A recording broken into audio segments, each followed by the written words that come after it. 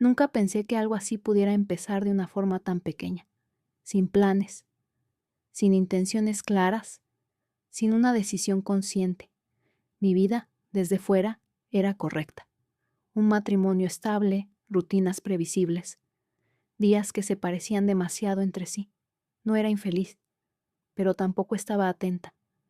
Todo ocurrió en medio de lo cotidiano, en un espacio donde no se supone que pasan cosas importantes, en un momento en el que bajé la guardia sin darme cuenta. No fue una mirada larga, no fue un gesto evidente, fue una sensación incómoda que apareció y que no supe cortar a tiempo. Sentí algo que no esperaba sentir, y en lugar de alejarme, me quedé un segundo más. Ese segundo fue suficiente. No pensé en mi esposo, no pensé en las consecuencias. Pensé que podía controlar lo que estaba ocurriendo, porque todavía no había pasado nada. Ese es el error más común. Creer que mientras no cruces una línea visible, sigues estando a salvo. A partir de ese día, empecé a notar cambios sutiles, pensamientos que llegaban sin permiso, comparaciones silenciosas, momentos de distracción que antes no existían. Nadie a mi alrededor lo habría notado. Yo seguía cumpliendo con todo, sonriendo cuando correspondía, haciendo lo que se esperaba de mí, pero por dentro algo se había movido de lugar. No era deseo, no era amor, era curiosidad mezclada con una sensación peligrosa, la de sentirme vista. Y eso, para alguien que lleva años sintiéndose invisible, puede ser más fuerte que cualquier promesa.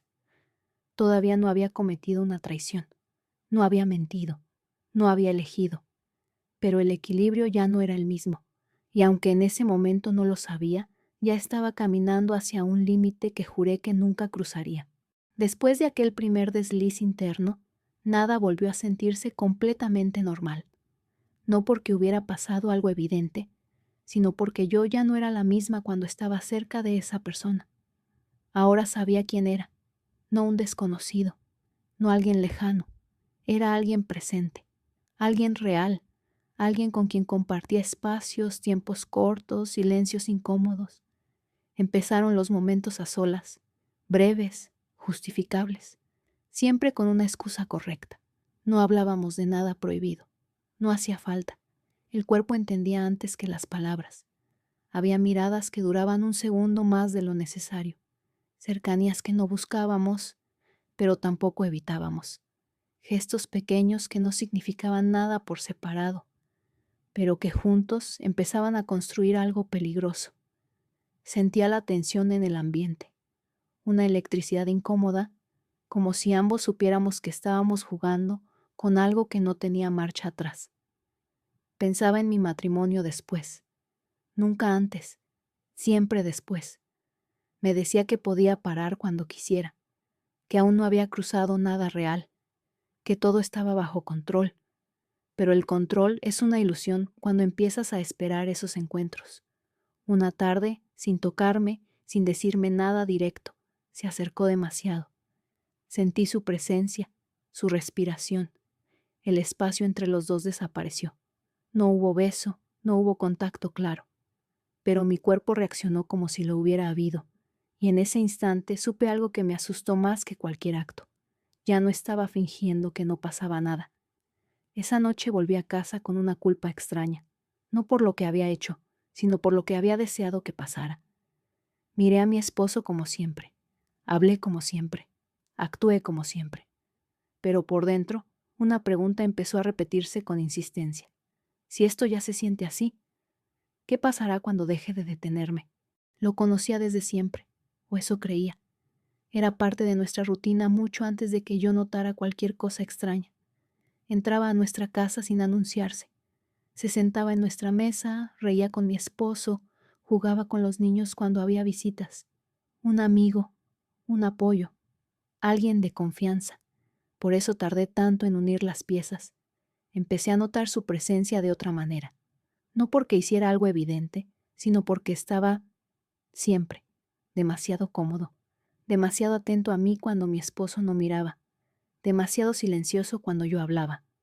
No era coqueteo abierto, era algo más peligroso, familiaridad. Un día coincidimos solos en casa, nada planeado, nada que pareciera sospechoso.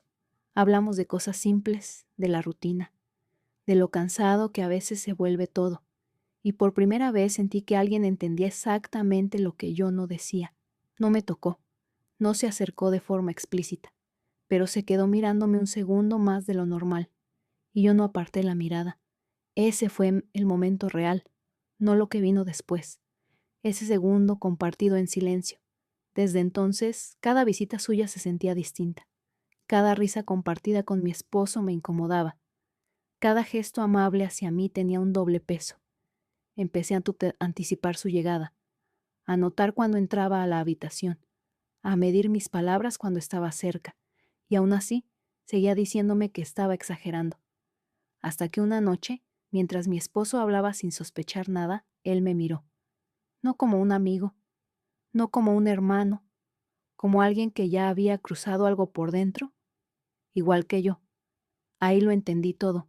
La persona con la que estaba ocurriendo lo que no debía no era un desconocido, no era un vecino, no era alguien ajeno a mi vida. Era el mejor amigo de mi esposo, nuestro amigo, nuestro invitado habitual.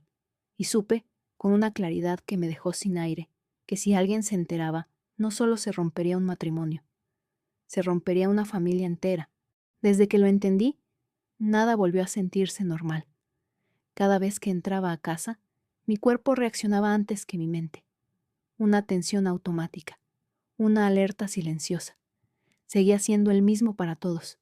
El amigo confiable, el que ayudaba, el que se quedaba hasta tarde hablando con mi esposo. Y yo actuaba igual que siempre. Eso fue lo más peligroso. Aprendí a sostener la mirada el tiempo justo, a no moverme cuando pasaba cerca, a comportarme como si no supiera nada, como si no sintiera nada. Pero el silencio empezó a pesar. Había momentos en los que coincidíamos solos, aunque no fueran realmente a solas. Una cocina en calma, un pasillo, una puerta que se cerraba demasiado despacio. No hacía falta tocarse, no hacía falta decir nada. Lo prohibido ya estaba presente. Una tarde sentí algo distinto. No deseo, no miedo. Decisión. No una decisión consciente, sino esa certeza incómoda que aparece cuando sabes que ya no estás retrocediendo. Esa noche, mientras mi esposo dormía a mi lado, yo no dormí.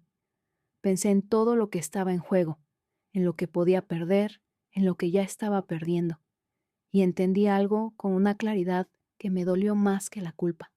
Esto no se detiene solo con intención, porque cuando la traición vive dentro de tu propia casa, no necesita un acto para existir, solo necesita tiempo, y ese tiempo ya había empezado a correr.